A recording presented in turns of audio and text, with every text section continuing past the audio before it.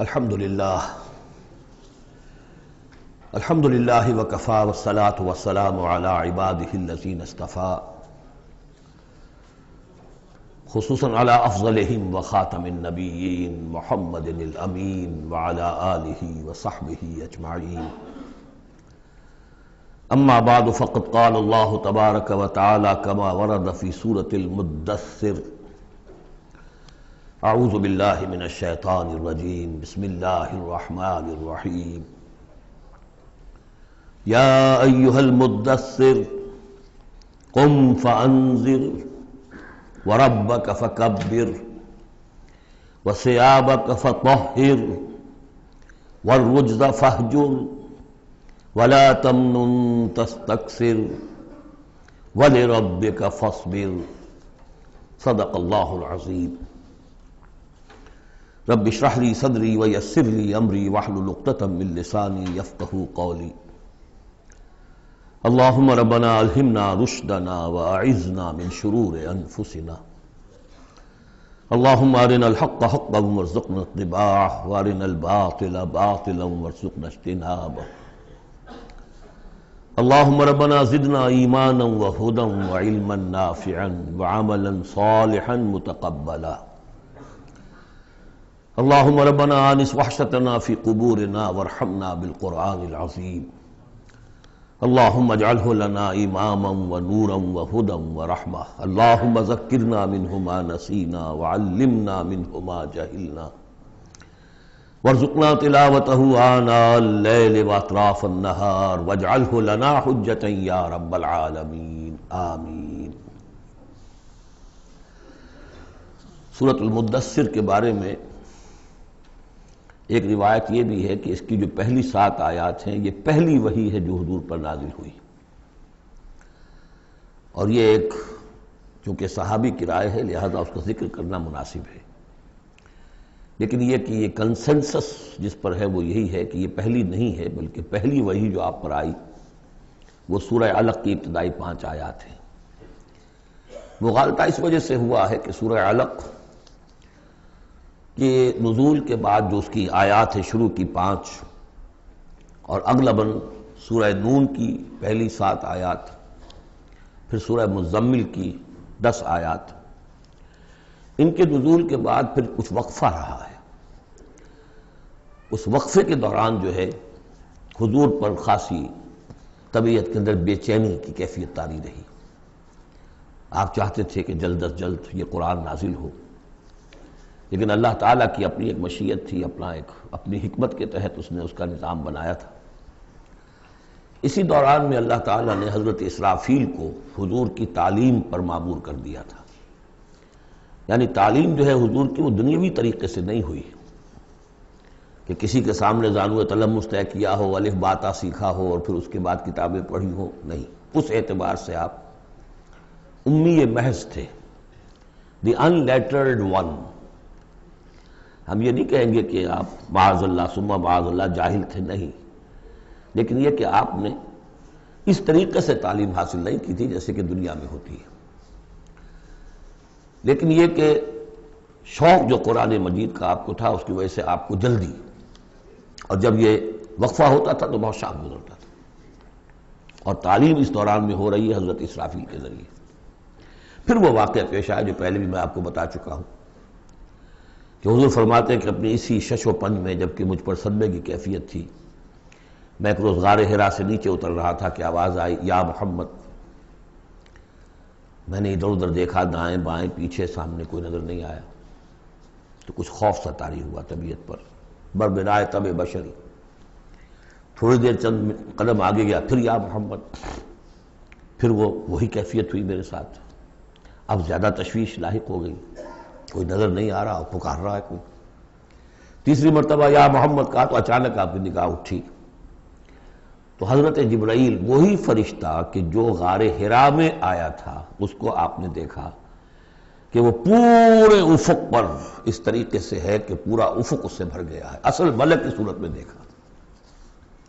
غار حرا میں کس کیفیت میں آیا تھا یہ بعد میں آپ کو بتاؤں گا، لیکن یہ کہ وہ مشابہت تو ایسی تھی کہ حضور نے پہچان لیا کہ یہ وہی فرشتہ ہے جو غار حرا میں آیا تھا، لیکن یہ کہ شکل یہ بالکل مختلف، یہ اصل ملک کی شکل تھی جس کو دیکھا ہے آپ نے ان آنکھوں سے۔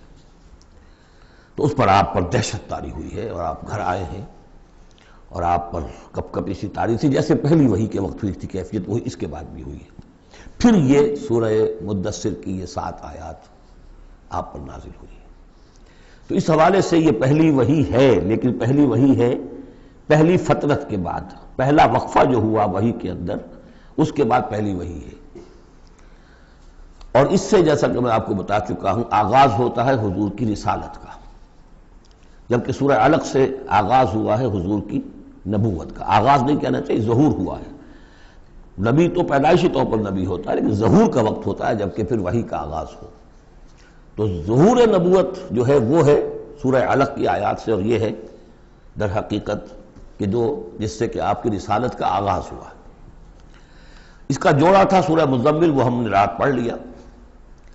کم سے کم یہ چیز دیکھ لیجئے کہ ان دونوں کا بھی آغاز بالکل یا ایھا المزمل یا ایھا المدثر، اے کمبل میں لپٹ کر لیٹنے والے اور اے لحاف میں یا کسی اور کپڑے میں لپٹ کر لیٹنے والے، قم، وہاں بھی قم یہاں بھی قم، اب کھڑے ہو جاؤ۔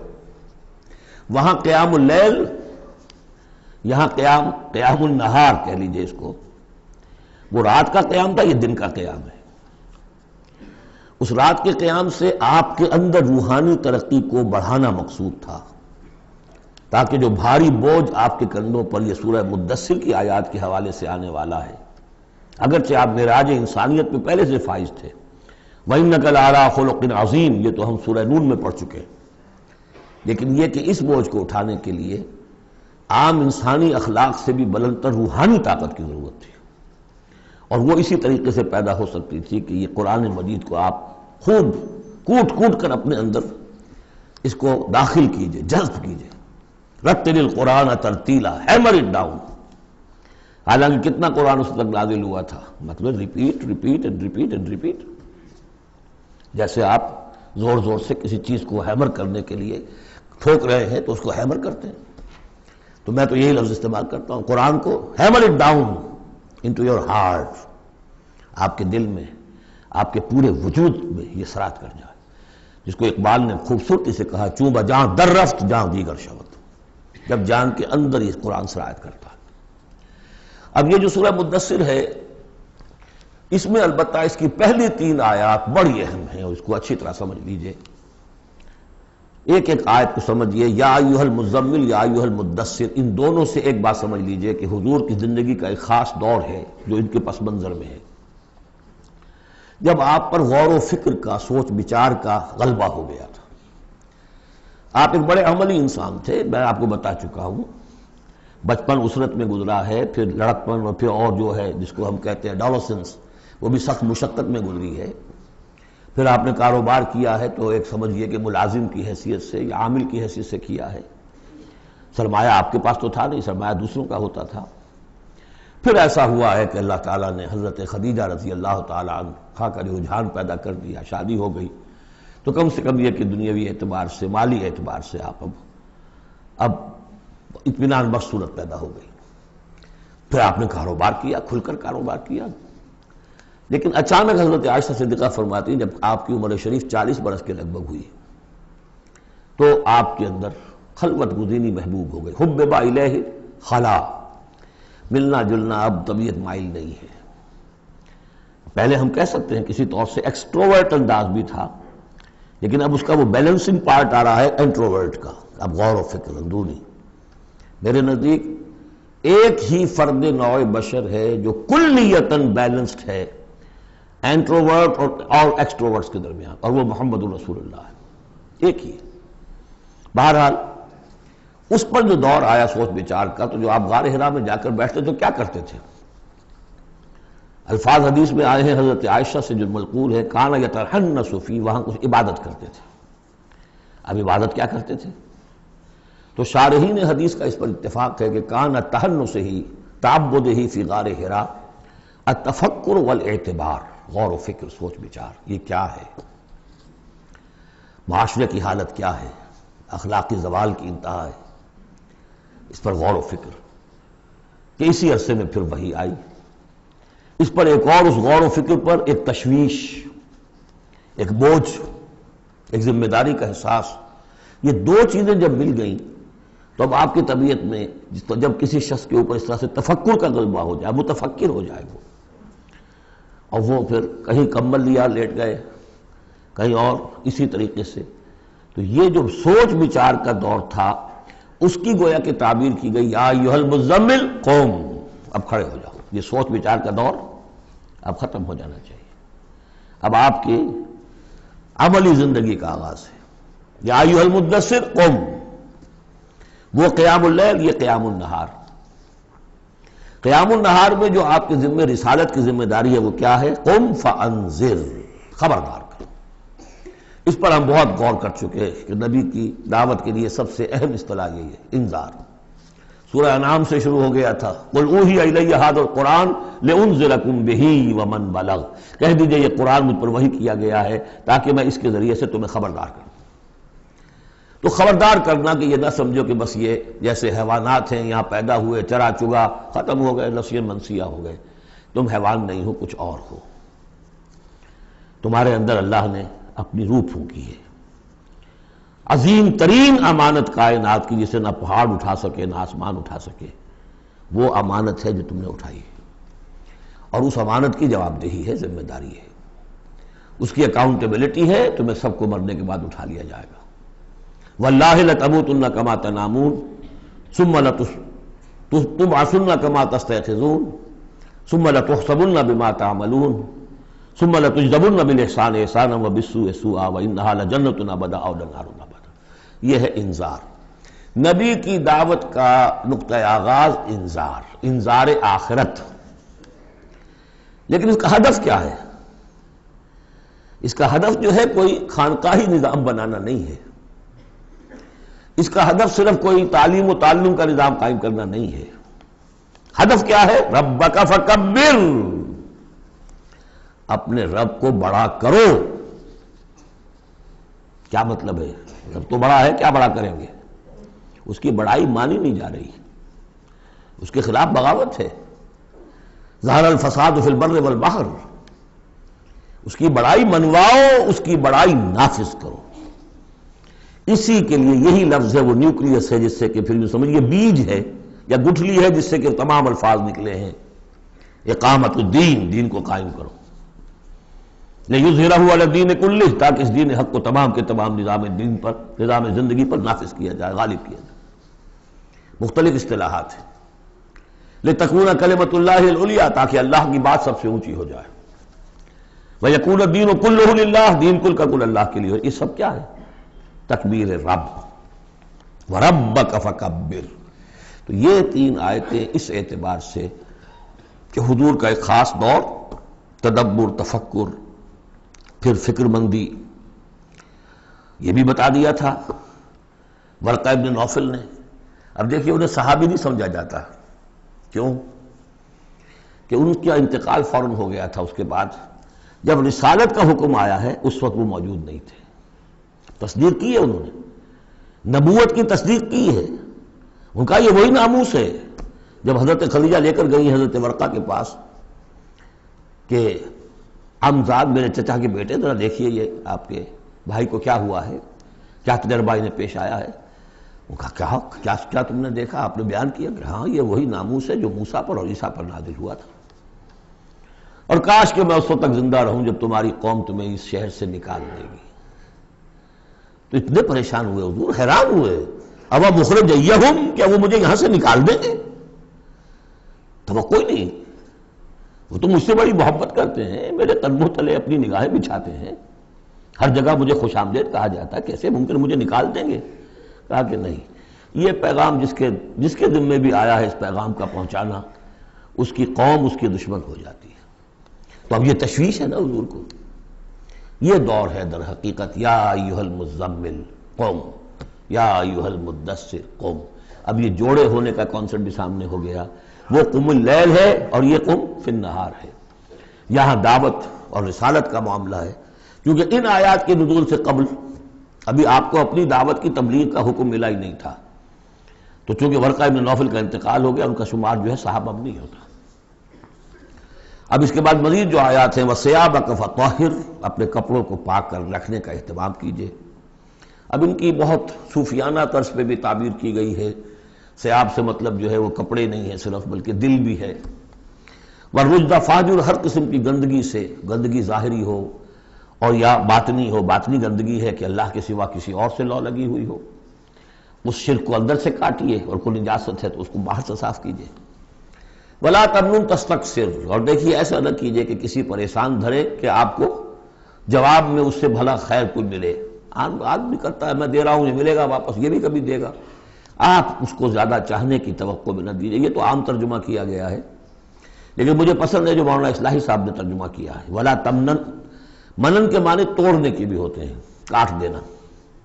وَلَا تَمْنُنْ، دیکھو اپنی اس جد و جہد کو، اپنی اس جو بھی آپ کے ذمہ فرض منصبی عائد کیا گیا ہے، اس کے ضمن میں اپنی کوشش کو منقطع نہ کر دینا، جو بھی حالات ہوں جاری رکھنا۔ تستکثر، بہت بڑے نتیجے نکلیں گے انشاءاللہ، کثرت کے ساتھ آپ کو وقت تو لگے گا، لیکن یہ کہ پھر آپ کا جو ہے بول بالا ہوگا۔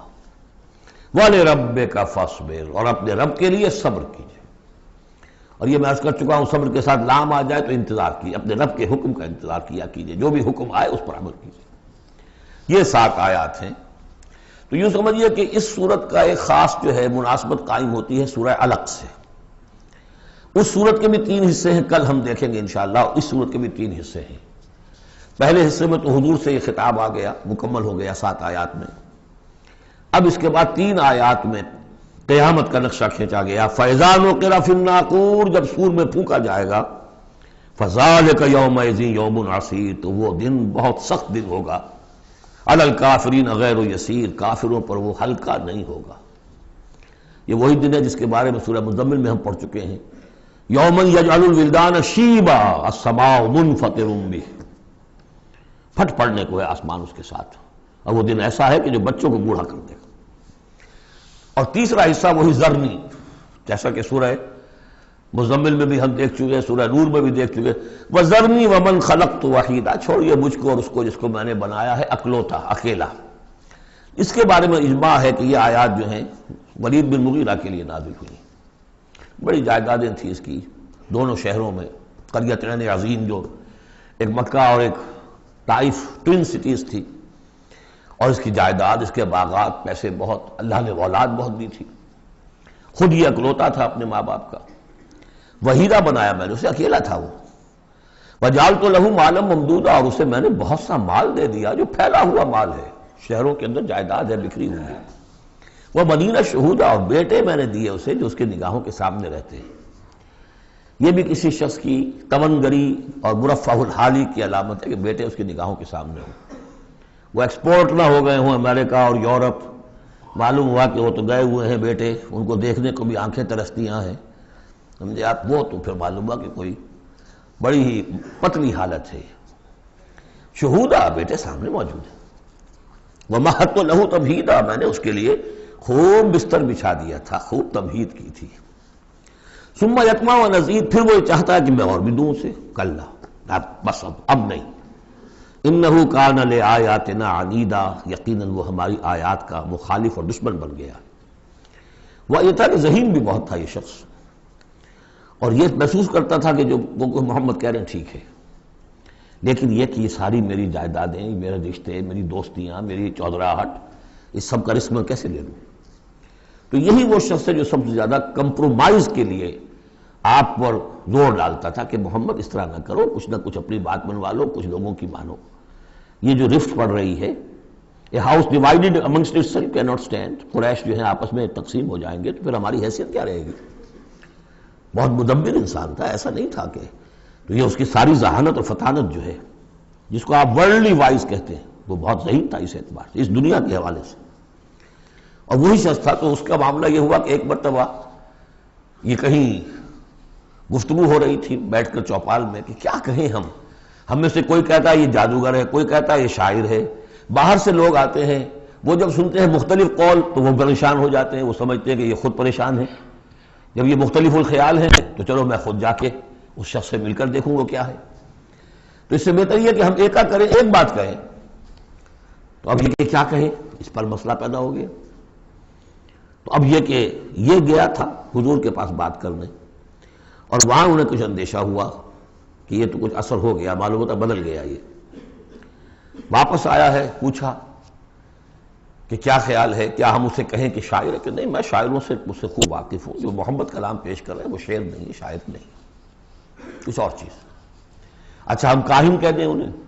کہ نہیں نہیں، میری کاہنوں سے تعلقات ہیں، دوستیاں ہیں، میں جانتا ہوں کاہنوں کا کردار کیسا ہوتا ہے، کاہن کے قول کیسا ہوتا ہے، وہ ذو معنیین بات کرتے ہیں، ادھر بھی لگ جائے ادھر بھی لگ جائے، یہ کرتا ہے دو ٹوک بات۔ تو پھر کیا کہیں؟ ان کو یہ سمجھ میں آیا کہ یہ تو گیا، اس پر تو جادو چل گیا محمد کا۔ پھر اس نے جب تیور دیکھے تو کہا، یہ کہا جا سکتا ہے کہ یہ جادو ہے جو منقول ہے، پیچھے سے چلا آ رہا ہے۔ اب یہ جو اس کی گفتگو میں جو اس کی رد و قدا ہوئی ہوگی، ضمیر نے ملامت کی، کچھ نے ضمیر کو دبایا، کچھ اپنی مصلحتوں کو سامنے رکھ کر جو بات، اس کا ایک نقشہ کھینچا گیا ہے یہاں، فصاحت و بلاغت کی انتہا ہے۔ سأرهقه صعودا، میں اسے چڑھائی چڑھواؤں گا، وہ عذاب جو ہم پہلے پڑھ چکے ہیں، یسلکہ عذابا صعدا، وہ عذاب کہ جو جس کی سختی اور شدت بڑھتی چلی جائے۔ انہ فکر وقدر، اس نے غور کیا، کچھ اندازہ کیا کہ حق کو ماننے کا کیا نتیجہ نکلتا ہے، نہ ماننے کا کیا نتیجہ نکلتا ہے، وہ بیلنس بنا رہا ہے اپنے ذہن میں۔ انہ فکر وقدر فقتل کیف قدر، تو ہلاک ہو جائے، کیسا غلط اس نے اندازہ ٹھہرایا۔ ثم قتل کیف قدر، پھر ہلاک ہو جائے، کیسا غلط اندازہ ٹھہرایا۔ ثم نظر، پھر اس نے ذرا دیکھا، جیسے کہ کہہ رہا غور و فکر، لوگ دیکھیں غور و فکر کر رہا ہے۔ ثم عبس وبصر، پھر ذرا وہ اپنا منہ بسورا اور ماتھے کے اوپر بھی کچھ وہ بل لے آیا۔ ثم ادبر واستکبر، اور پھر ذرا اس نے تکبر کے ساتھ اپنی پیچھے کو مڑا۔ فقال ان ھذا الا سحر یؤثر، اس نے کہا نہیں بس ٹھیک ہے، یہ جادو ہے جو چلا آ رہا ہے، محمد کا کلام جو ہے جادو ہے، جادو اثر تو ہے۔ ان ھذا الا قول البشر، لیکن ہے بہرحال یہ انسانی کلام، یہ جو محمد کا دعویٰ ہے کہ یہ اللہ کا کلام ہے، یہ نہیں۔ سأصلیہ سقر، اب اس پر جو اللہ کا غضب بھڑک رہا ہے، ان قریب میں اس کو ڈالوں گا آگ میں۔ وما ادراک ما سقر، اور تمہیں کیا معلوم کہ وہ سقر کیا ہے۔ لا تبقی ولا تذر، نہ باقی رہنے دے گی نہ چھوڑے گی، موت بھی نہیں آئے گی۔ لواحۃ للبشر، انسان کی کھال کو جھلس ڈالے گی۔ علیہا 19، اور اس پر 19 ہیں داروغہ، سرہنگ 19۔ یہاں تک تو یہ یوں سمجھیے کہ اسی آہنگ میں بات چلی آ رہی ہے، وہی چھوٹی چھوٹی آیتیں، وہی انداز، وہی فلو۔ آگے بڑی طویل آیت آ گئی ہے، یہ بالکل سورہ مزمل کی طرح ہے۔ وہاں جو طویل پھر آیت آئی ہے جس پر کہ ایک پورا رکوع مشتمل ہے، وہ بعد میں نازل ہوئی ہے۔ تو یہ آیت بھی بعد میں نازل ہوئی ہے۔ لوگوں نے کہا ہوگا یہ 19 کیا، کچھ تماشا بنا لیا لوگوں نے، اچھا بھائی 19 یہ فرشتے صرف وہاں، تو کوئی ڈر کی بات نہیں ہے۔ کسی نے کہا 10 کو تو میں نبٹ لوں گا، باقی کا تم بندوبست کر لینا، 19 ہی ہے نا، تو ایسی کون سی بڑی تعداد ہے۔ تو یہ جو استہزاء کا موضوع بنا ہے، اس پر یہ آیت اتری۔ وما جعلنا اصحاب النار الا ملائکہ، اور یہ جہنم کے جو داروغہ ہیں ہم نے وہ فرشتوں کو بنایا ہے، وہ انسان نہیں ہے جو تم یہ ایک ایک آدمی 10 کو سنبھال لے گا۔ وما جعلنا عدتهم الا فتنة للذین کفروا، یہ تعداد جو ہم نے تمہیں بتا دی ہے ان کی، وہ صرف اس لیے کہ کافروں کے لیے ایک جانچ ہو جائے، پرکھ ہو جائے۔ لیستیقن الذین اوتوا الکتاب، تاکہ اوتوا الکتاب جنہیں کتاب دی گئی تھی انہیں یقین آ جائے۔ تو یہ روایت ترمذی ہے، ترمذی کی شریف میں روایت موجود ہے کہ یہ در حقیقت 19 کا عدد تورات میں موجود تھا، لہذا اہل کتاب کے لیے تو گویا کہ ان کے لیے ایک یقین کرنے کی بنیاد بن گئی۔ لیستیقن الذین اوتوا الکتاب ویزداد الذین آمنوا ایمانا، اہل ایمان کے تو ایمان میں اضافہ ہوگا، وہ جو بھی اللہ کی طرف سے وحی پڑھ کر سنائیں گے محمد رسول اللہ، ان کا ایمان کامل ہے، ان کے ایمان میں اضافہ ہوگا۔ ولا یرتاب الذین اوتوا الکتاب والمؤمنون، اور تاکہ نہ شک میں پڑے نہ تو وہ اہل کتاب جن کو پہلی کتاب دی گئی تھی اور نہ مسلمان۔ وَلَا يَقُولَ الَّذِينَ فِي قُلُوبِهِم مَرَضٌ، اور تاکہ کہیں وہ لوگ جن کے دلوں میں روگ ہے، جو حق کو ماننا نہیں چاہتے۔ وَالْكَافِرُونَ، اور کافر جو طے کر چکے ہیں کہ ہم نے کسی صورت ماننا ہی نہیں ہے۔ ماذا اراد اللہ بہذا، مسئلہ یہ کیا اللہ نے 19 کا اعداد کر کے کیا مراد ہے اس سے۔ کذالک یضل اللہ من یشاء، اسی طرح اللہ تعالیٰ گمراہ کر دیتا ہے جس کو چاہتا ہے، ویہدی من یشاء، اور ہدایت دیتا ہے جس کو چاہتا ہے۔ وما یعلم جنود ربک الا هو، اور تیرے رب کے جو لشکر ہیں انہیں تو کوئی جانتا ہی نہیں سوائے اس کے. وما ہی الا ذکریٰ للبشر، اور یہ جو آیات قرآنیہ ہیں، یہ مؤنث آیا ہے تو آیات کے اوپر اس کو لے جائیے، یہ کچھ نہیں ہے سوائے اس کے کہ انسانوں کے لیے یاد دہانی ہے، نصیحت ہے، تذکیر ہے، تذکرہ ہے. اب یہ 31ویں آیت تھی کہ جو اتنی لمبی تھی، وما جعلنا اصحاب النار الا ملائکہ سے شروع ہو کر یہ صاحب بتا رہا ہے کہ اس کا اسلوب مختلف ہے، یہ یا مدنی دور کی ہے یا یہ کہ بہرحال یعنی یوں سمجھیے کہ ہجرت سے متصل قبل کی، جیسے وہ آیت میں آپ کو بتا چکا ہوں. اب یہاں سے پھر وہی آہنگ شروع ہو رہا ہے جو پہلے تھا. کلا والقمر واللیل اذ ادبر والصبح اذا اسفر انہا لإحدی الکبر. کیوں نہیں، قسم ہے چاند کی، اور قسم ہے رات کی جبکہ وہ پیٹھ موڑے، پیٹھ پھیرے جانے لگے. والصبح اذا اسفر، اور قسم ہے صبح کی جبکہ وہ روشن ہو جاتی ہے، روشن کر دیتی ہے. اس میں اشارہ ہو رہا ہے در حقیقت کہ فترت وحی کی رات چلی آ رہی تھی.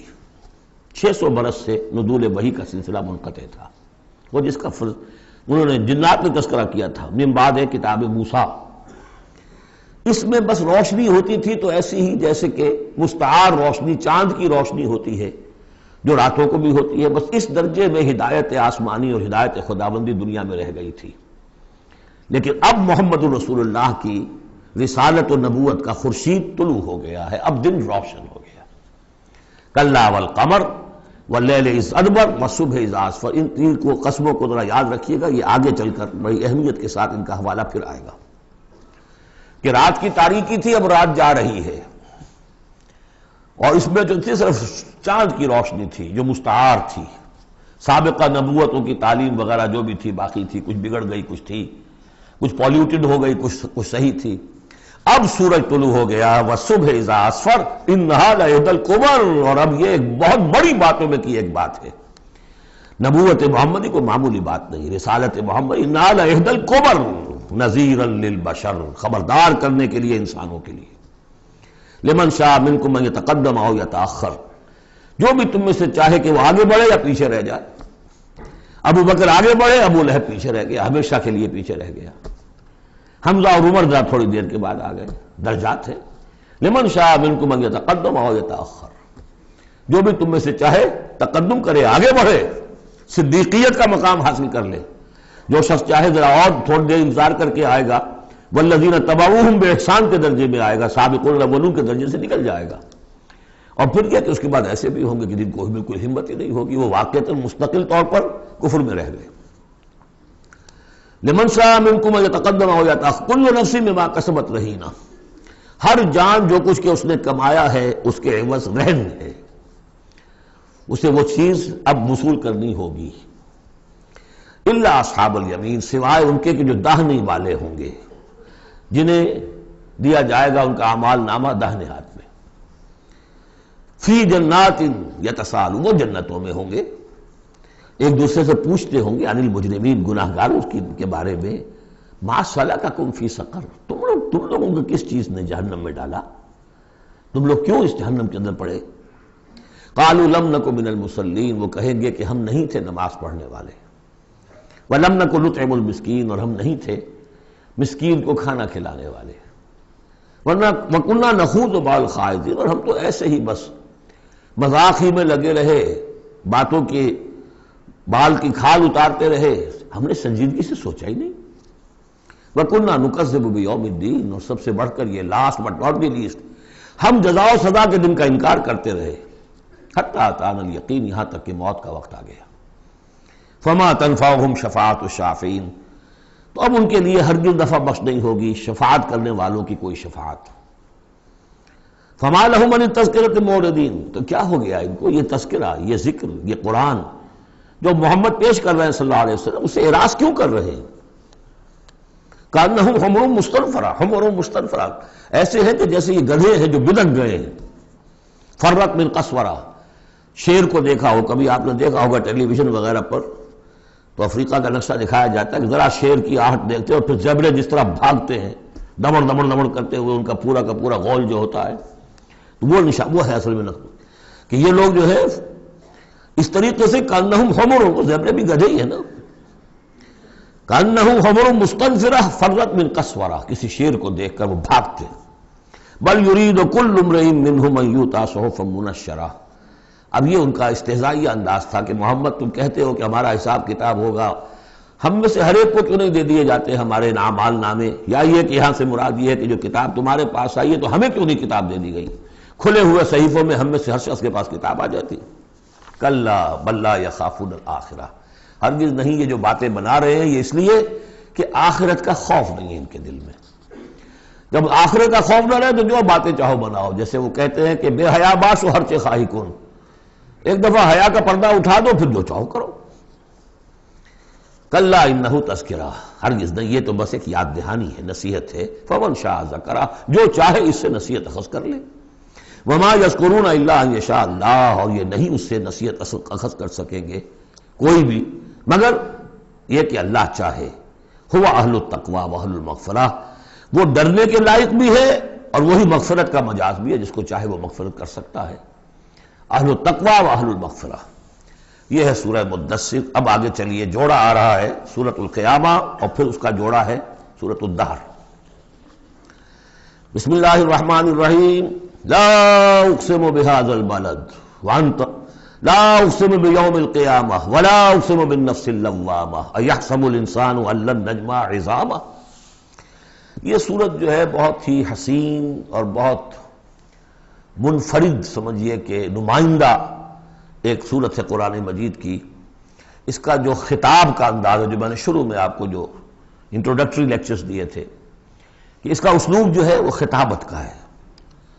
قرآن کو ہم کہہ سکتے ہیں کہ it's a collection of divine orations، اللہ تعالیٰ کے خطبات، مجموعہ خطبات الہیہ.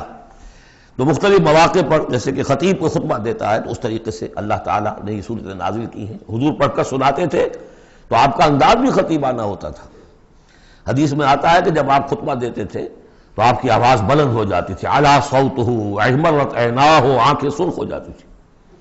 اور آپ اس طریقے سے خطبہ دیتے تھے جیسے کہ کوئی سپہ سالار اپنے فوجیوں کو للکار رہا ہے، بڑھا رہا ہے کہ لڑو اور آگے بڑھو، یہ انداز ہوتا تھا. تو اس طرح کا خطبہ اس میں آپ دیکھیں گے. ابھی بات ایک طرف ہو رہی ہے، ابھی کسی اور طرف ہو گئی، کبھی کسی تحویل الخطاب، اس کے لیے بہت.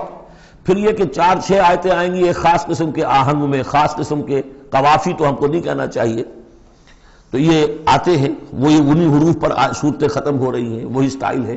پھر کچھ سٹائل بدلے گا، پھر 4-6 صورتیں اس دوسرے انداز کی ہوں گی، پھر 4-6 تیسرے انداز کی ہوں گی. تو یہ آپ صورت جو ہے فصاحت و بلاغت میں بھی فلو بے انتہا ہے اور خطیبانہ انداز، اور اس میں تحویل الخطاب. پس منظر میں کیا ہے کہ وہ لوگ ہیں کہ جو انکار کریں کوئی قیامت نہیں ہو سکتی، کیسے ممکن ہے کہ جب کہ انسان مر چکے ہوں گے اور مٹی ہو جائیں گے پھر اٹھا دیا جائے، یہ ممکن نہیں ہے. تو اس کا جواب ہے جو دیا جا رہا ہے. لا اقسم بیوم القیامہ، لا یہاں پر ان کے خیالات کی نفی نہیں، میں قسم کھاتا ہوں قیامت کے دن کی. تمہیں شک ہے اور مجھے اتنا یقین ہے کہ میں قسم کھا رہا ہوں قیامت کے دن کی. ولا، اور پھر نہیں، اقسم بالنفس اللوامہ، میں قسم کھاتا ہوں نفس لوامہ کی. نفس لوامہ کون سا نفس ہے انسان میں؟ جسے ہم ضمیر کہتے ہیں، کانشنس، ملامت کرنے والا دل. مائی کانشنس از بائٹنگ می، میرا ضمیر مجھے ملامت کر رہا ہے. کوئی آپ برا کام کرتے ہیں تو ضمیر اندر سے کچھ شے ہے، تو کیوں ہے یہ؟ اگر کوئی نیکی نہیں، بدی نہیں، تو یہ اندر کی خرش کیوں ہو جاتی ہے؟ اور اگر یہ نیکی ہے اور بدی ہے تو کوئی اس کا نتیجہ نکلنا چاہیے کہ نہیں؟ یعنی پہلی آیت جو ہے وہ تو اسی طرح کی ہے جیسے سورہ تغابن میں ہم نے پڑھا تھا، قل بلا وربی لتبعثن ثم لتنبؤن بما عملتم. اس میں دلیل کوئی نہیں ہے، اذعان ہے. ایک شخص اپنے یقین کو دلیل کے طور پر پیش کر رہا ہے اور یہ اس پر سارا دار و مدار ہے. کون شخص ہے؟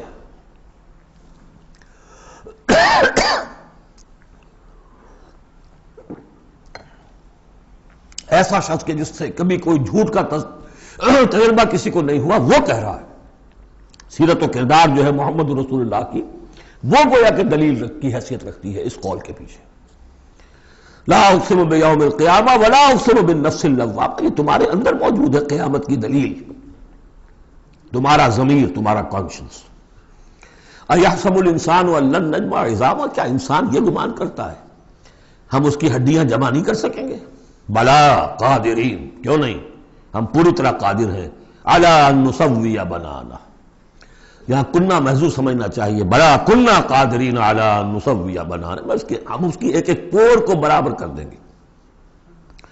بل یرید الانسان لیفجر امامہ، اصل سبب جو ہے آخرت کے انکار کا وہ یہ ہے کہ انسان چاہتا ہے کہ فسق و فجور جس کا عادی ہو گیا اسے جاری رکھے، حرام خوری چھوڑنی نہیں، جس عیش کا خوگر ہو گیا ہوں اس کو چھوڑ نہیں سکتا، قیامت کو مانوں گا تو پھر دیکھنا پڑے گا کیا غلط ہے کیا صحیح ہے، کیا جائز ہے کیا ناجائز ہے۔ اس لیے جیسے کہ بلی کو دیکھ کر کبوتر آنکھ بند کر لے، اب ظاہر بات ہے کہ وہ بلی تو نہیں ختم ہو جائے گی، در حقیقت یہ قیامت سے آنکھیں چراتے ہیں، آنکھیں بند کر رہے ہیں، اس لیے کہ انہیں پتا ہے کہ ہم نے کیا آگے بھیجا ہے اور آگے بھی کرنے کا وہی ارادہ ہے۔ بل یرید الانسان لیفجر امامہ یسأل ایان یوم القیامہ، پوچھتا ہے بڑے استہزائی انداز میں، اچھا جی کب ہوگا یہ قیامت کا دن؟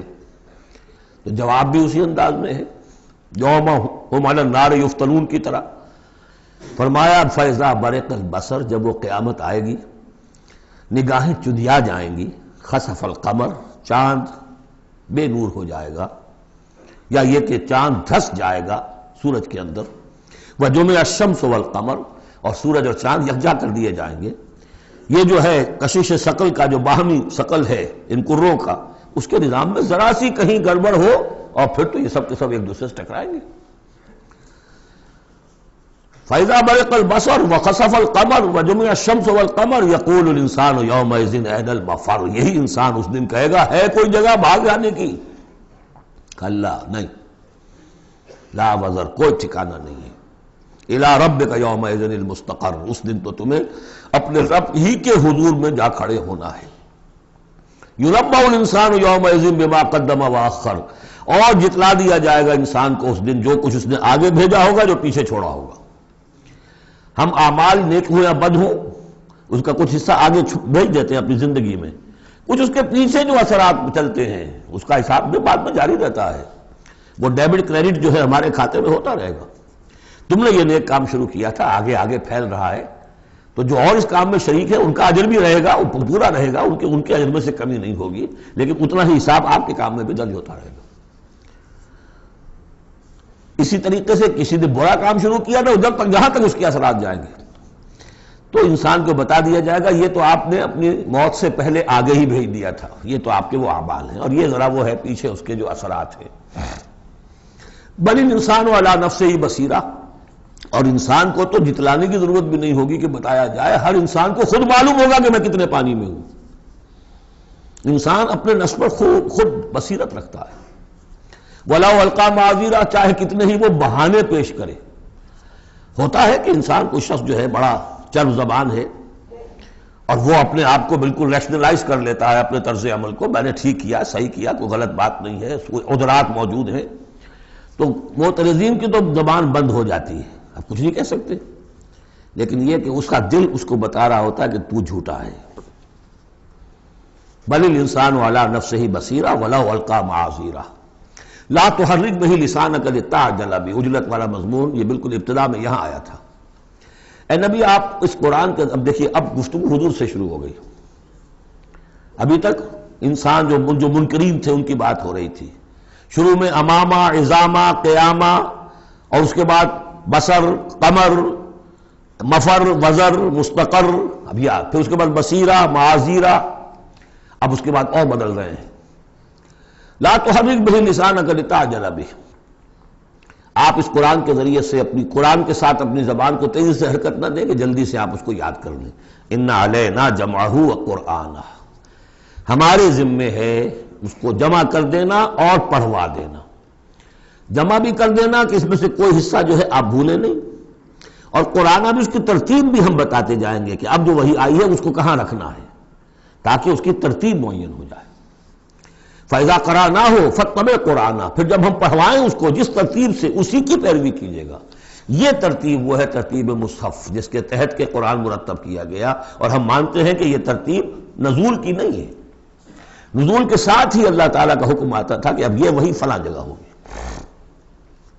ثم ان علینا بیانہ، پھر ہمارے ذمے ہے اس کو واضح کر دینا بھی، جیسے کہ ہم دیکھ چکے ہیں قرآن مجید کی تبیین کرتا ہے۔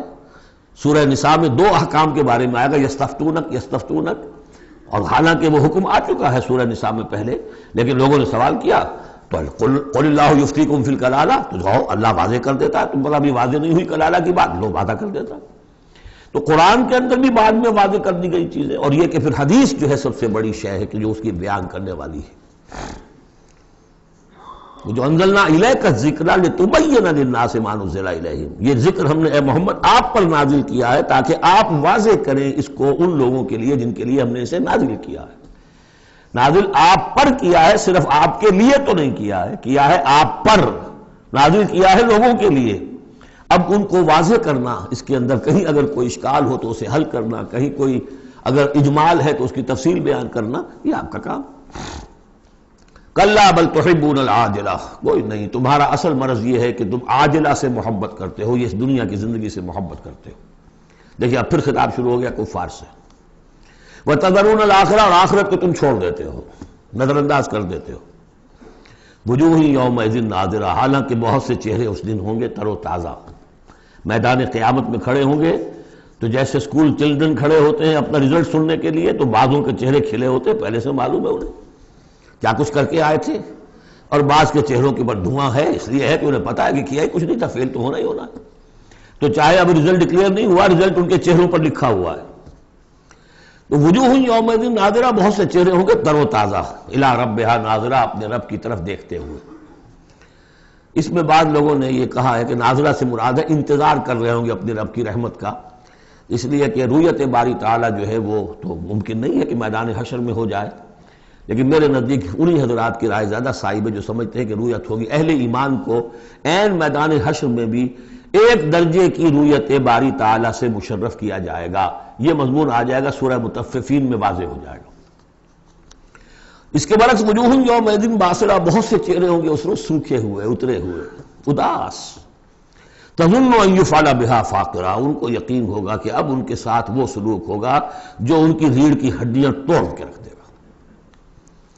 کلا اذا بلغت التراقی، اب ایک نقشہ دکھایا جا رہا ہے، ایک تو بڑی قیامت ہے، فاذا برق البصر وخسف القمر وجمع الشمس والقمر یقول الانسان یومئذ این المفر، ایک تو وہ ایک قیامت ہے جو فرد کی قیامت ہے، موت جب آتی ہے، قیامت صغریٰ۔ کلا اذا بلغت التراقی، جب یہ جان آ کے پھنس جاتی ہے ہنسلیوں میں۔ وقیل من راق، کہا جاتا ہے کوئی جھاڑ پھونک کرنے والا۔ بڑے بڑے ریشنلسٹ بھی اس مرحلے پر آ کر، بابا ڈاکٹروں نے جواب دے دیا، حکیموں نے جواب دے دیا، چلو کوئی تعویذ گنڈا کچھ ہو کہیں سے، کوئی جھاڑ پھونک کوئی تو ہو، کسی طریقے سے ہو، تو آخری درجے میں ان کو بھی انسان چیخ پکار کر لیتا ہے، قیل من راق، ہے کوئی جھاڑ پھونک کرنے والا۔ وظن انہ الفراق، اور گمان ہو گیا اس کو کہ اب تو فراق ہے، جانا ہے، یہ گھر بھی چھوڑنا ہے جو بڑے چاؤ سے بنایا تھا، اور یہ آل اولاد کو بھی چھوڑ کر جانا ہے۔ والتفت الساق بالساق، اور وہ جو جان کندنی کا عالم ہوتا ہے تو پنڈلی پنڈلی سے لپٹ رہی ہے، جان نکلنی شروع ہوتی ہے جسم کے نچلے حصے سے۔ الی ربک یومئذ المساق، اس دن تو تمہیں اپنے رب ہی کی طرف دھکیلے جانا ہے۔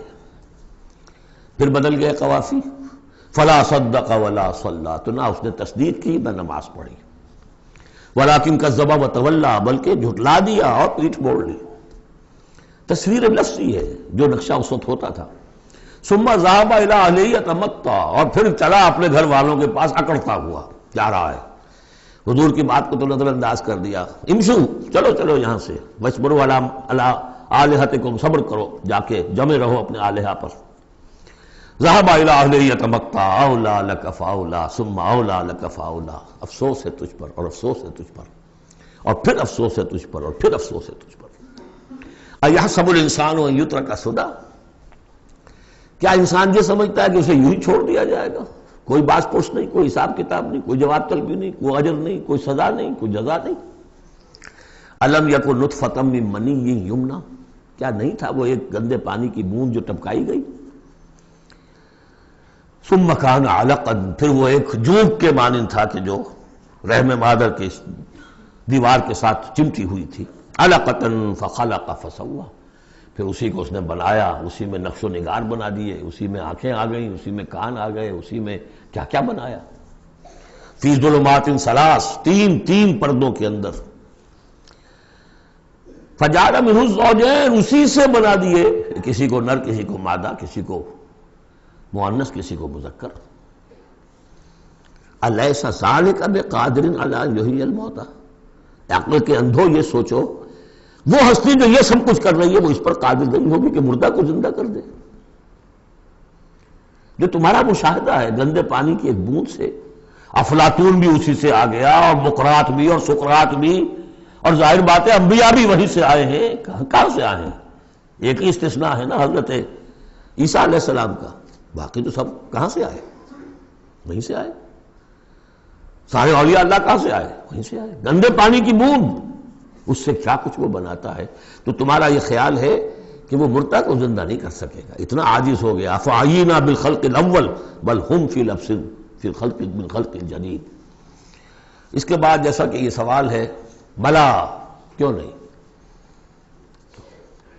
پروردگار یقیناً الیس ذلک بقادر بلا نشہد انک قادر علی ان تحیی الموتى، ہم اس پر گواہ ہیں۔ سورۃ الدہر۔ اب دیکھیے جس مضمون سے سورہ قیامہ ختم ہوئی تھی جوڑا وہاں سے شروع ہو رہا ہے۔ الم یکن نطفۃ من منی یمنی ثم خلق فسوی، آپ نے دیکھ لیا۔ اب دیکھیے بسم اللہ الرحمن الرحیم، هل اتى على الانسان حین من الدہر لم یکن شیئا مذکورا، کیا انسان پر نہیں آیا تھا ایک وقت ایسا بھی اس دہر میں سے، اس زمانے میں سے انسان نکلا ہے نا۔ قلزم ہستی سے تو ابھرا ہے مانند حباب، تو قلزم ٹائم، اس ٹائم کا بھی ایک بہت بڑا سمندر ہے، اسی سے ہم ابھر کر آئے ہیں۔ هل اتى على الانسان حین من الدہر لم یکن شیئا مذکورا، قابل ذکر شے ہی نہیں تھا وہ۔ کوئی پسند کرتا ہے اس کا ذکر کرنا؟ اب کیا کرے، قرآن میں تو لفظ آتا ہے، اس کو ہمیں ترجمہ کرنا پڑتا ہے، ورنہ ظاہر بات ہے کہ آدمی پسند بھی نہیں کرتا کہ اس کا ذکر کیا جائے۔ اس چیز سے لم یکن شیئا مذکورا، وہ شے جو زبان پہ لانے کے لائق نہیں ہے اس سے پیدا کیا گیا۔ انا خلقنا الانسان من نطفۃ امشاج، ہم نے انسان کو پیدا کیا ہے ملے جلے نطفے سے۔ اب بتائیے کہ اس کو کیا سمجھا ہوگا پہلے، جبکہ معلوم نہیں تھا۔ امشاج ملا جلا، مرد کی طرف سے سپرمیٹوزوان آ رہا ہے، ماں کی طرف سے اووم آ رہا ہے، ان دونوں کے اجتماع سے پھر وہ زائگوٹ وجود میں آتا ہے، نبتلی ہے، اور پھر اس کو ہم مختلف ادوار میں سے گزار رہے ہیں، نطفہ اور علقہ اور مضغہ، ہم الٹتے پلٹتے رہے اسے، یا اس کا یہ مطلب یہ بھی ہے کہ ہم نے یہ تخلیق کی ہے اسے جانچنے کے لیے، پرکھنے کے لیے، ابتلا کے لیے۔ فَجَعَلْنَاهُ سَمِيعًا بَصِيرًا، پھر ہم نے اس کو بنا دیا سننے والا، دیکھنے والا۔ اِنَّا هَدَيْنَاهُ السَّبِيلَ، اور پھر ہم نے اسے راہ سجھا دی۔ فطرت کے اندر وہ راہ کی ہدایت موجود ہے، ایمان ہے ہماری روح کے اندر۔ ہدیناہ السبیل، ہم نے وہ راستہ دکھایا ہوا ہے اس کو، اندھا بہرا نہیں بھیجا دنیا کے اندر، ایک اسے ظاہری آنکھ دی ہے، ایک باطنی آنکھ بھی دی ہے اسے، روح پھونکی ہے اس میں۔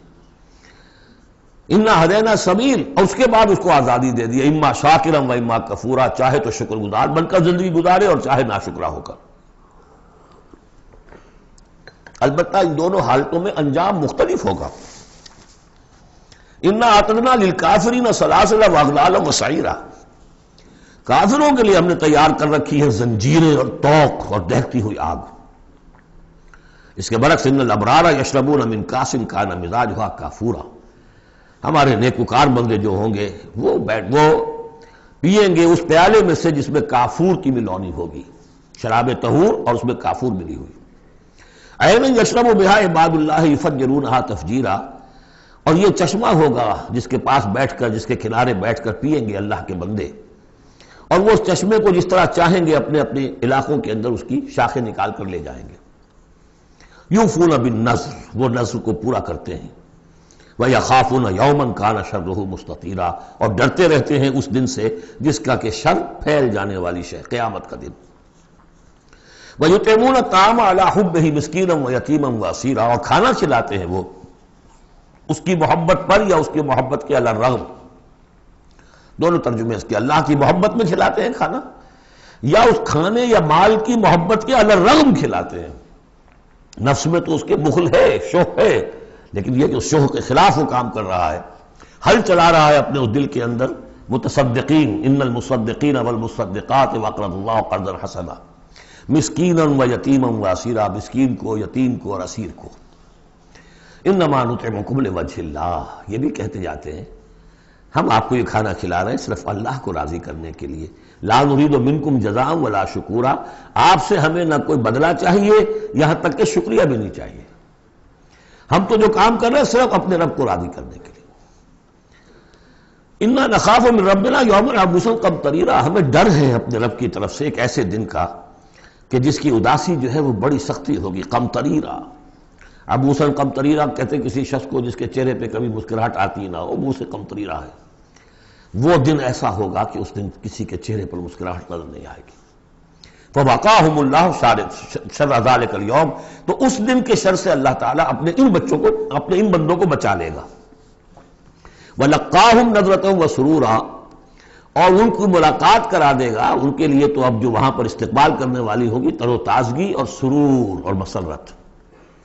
وَجَزَاهُمْ بِمَا صَبَرُوا، اور بدلہ دے گا انہیں ان کے صبر کا، جو انہوں نے صبر کیا دنیا میں، حلال پر اکتفا کی، اپنے فرائض ادا کیے، چاہے فاقے آ گئے، چاہے جان دینی پڑ گئی، تو اس کے ان صبر کے بدلے میں انہیں ملے گا جنت رہنے کے لیے، حریر ریشم پوشاک کے لیے، پہننے کے لیے، متکئین فیہا علی الارائک، بیٹھے ہوئے ہوں گے اس میں تختوں کے اوپر، لا یرون فیہا شمسا ولا زمہریرا، نہیں دیکھیں گے اس میں کوئی سختی نہ دھوپ کی اور نہ ٹھر کی۔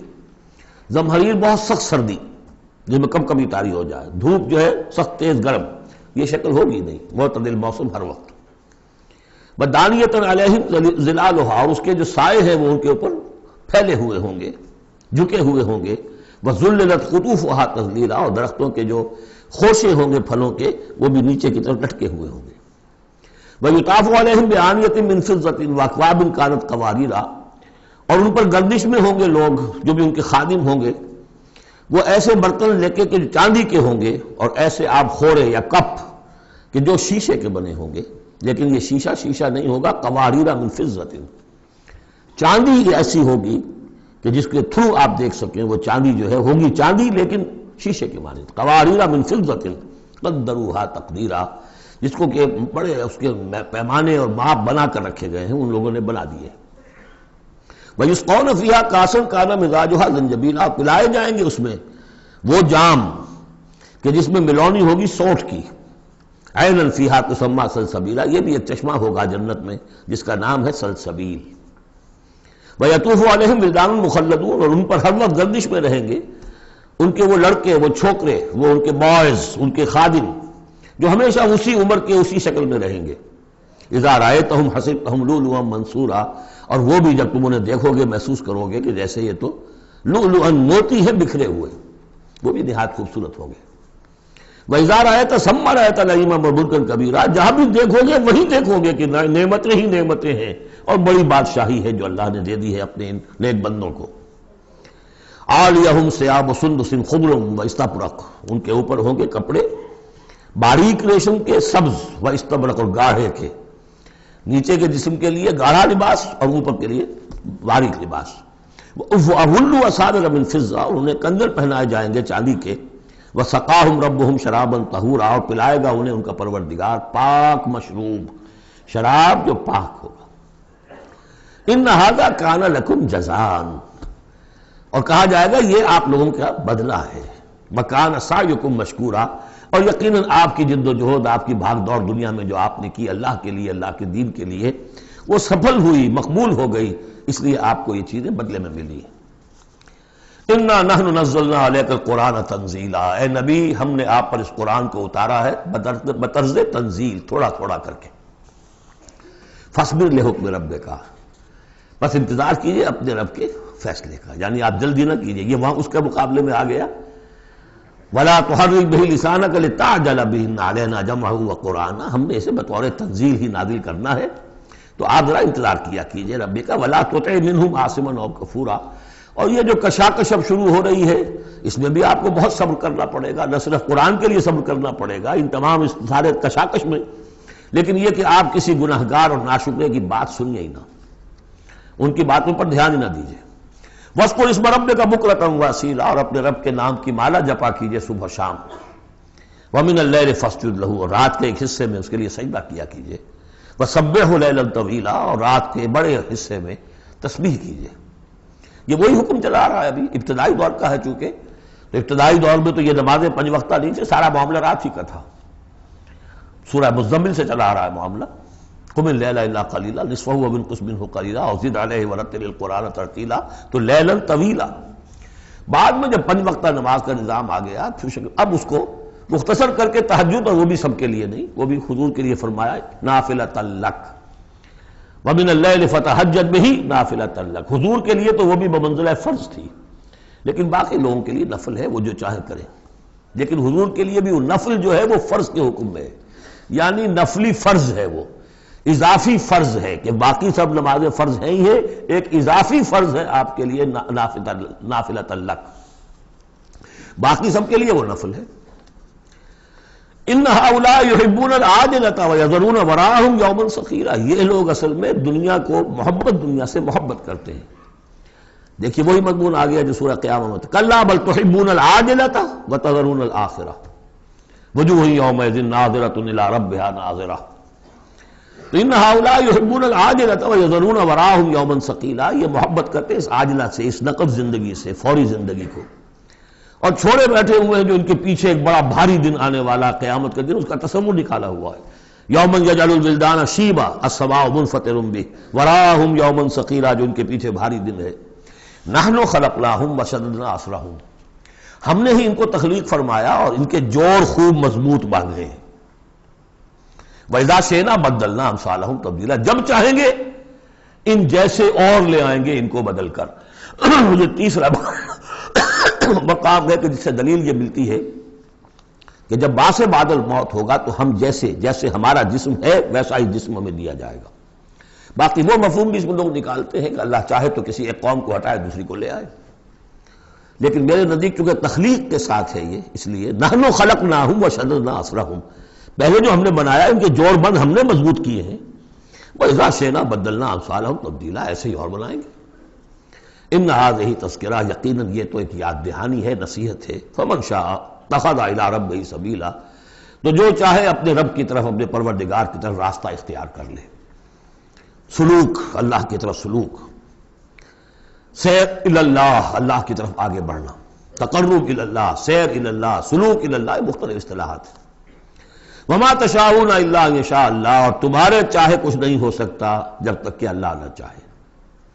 ان اللہ کان علیما حکیما، یقینا اللہ تعالی سب کو جاننے والا ہے، کمال حکمت والا۔ یدخل من یشاء فی رحمتہ، وہ داخل کرے گا اپنی رحمت میں جس کو چاہے گا۔ اب اس میں یشاء کا فاعل یہ بھی ہو سکتا ہے جو چاہے گا کہ داخل ہو، یعنی جو ہم نے سورہ بنی اسرائیل میں پڑھا تھا، ومن کان یرید الآخرۃ ومن اراد الآخرۃ وسعی لہا سعیہا وہو مومن، جس شخص نے آخرت کو اپنا اصل مقصود بنا لیا اور اس کے لیے محنت کی ویسی جیسی کہ اس کے لیے محنت کی جانی چاہیے اور وہ مومن ہو، فاولئک کان سعیہم مشکورا، ان کی سعی اور جہد جو ہے اللہ کے ہاں قبول ہوگی۔ تو دونوں اس کے ترجمے ہو سکتے ہیں، اللہ چاہے گا، اور ظاہر بات ہے کہ کوئی بھی کام ہو چاہے اس دنیا کا ہو آخرت کا ہو، ان دونوں مشیتوں کے ملنے سے ہوتا ہے۔ میں نے چاہا کہ اس شے کو اٹھاؤں، اللہ کا اذن ہوا تو میں اٹھا سکتا ہوں، ورنہ نہیں۔ تو کوئی کام بھی ہم نہیں کر سکتے۔ میں نے آپ سے عرض کیا تھا اہل سنت کے ہاں ہمارے اعمال بھی مخلوق ہیں اللہ کے، واللہ خلقکم وما تعملون، اللہ نے تمہیں بھی پیدا کیا اور جو تمہارے عمل ہیں ان کو بھی پیدا اللہ کرتا ہے۔ ہم قاسم اعمال ہیں اپنے نیت اور ارادے کی وجہ سے، لیکن خالق اعمال اللہ ہی ہے۔ وما تشاءون الا ان یشاء اللہ ان اللہ کان علیما حکیما یدخل من یشاء فی رحمتہ والظالمین اعد لهم عذابا علیما، باقی رہ گئے ظالم، گناہگار، مشرک، ان کے لیے تو اس نے خوب تیار کیا ہوا ہے بہت ہی دردناک، المناک، تکلیف دہ عذاب۔ اللہم اعذنا من ذالک، اللہم اجرنا من ذالک، ربنا تقبل منا انک انت السمیع العلیم وتب علینا انک انت التواب الرحیم۔ بارک اللہ لی ولکم فی القرآن العظیم ونفعنی وإیاکم بالآیات والذکر الحکیم۔